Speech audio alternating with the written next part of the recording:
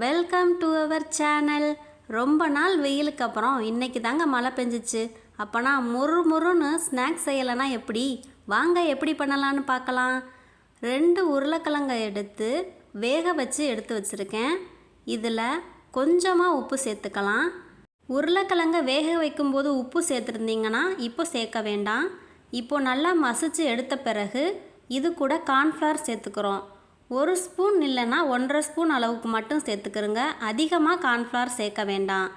இது கூட ஒரேகானோ கொஞ்சமாக சேர்த்துக்கிறேன். இது ஆப்ஷனல் தான், நீங்கள் ஸ்கிப் பண்ணிக்கிறலாம். இப்போது நல்லா பிசைஞ்சு எடுத்துக்கிறலாம். இந்த அளவுக்கு பிசைஞ்சு எடுத்தால் போதுமானது.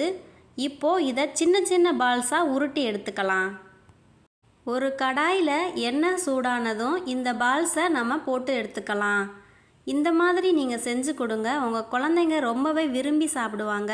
கடைகளில் விற்கிற ஸ்நாக்ஸை தவிர்த்துட்டு இந்த மாதிரி செஞ்சு கொடுத்தீங்கன்னா ரொம்பவே ஹெல்த்தியும் கூட.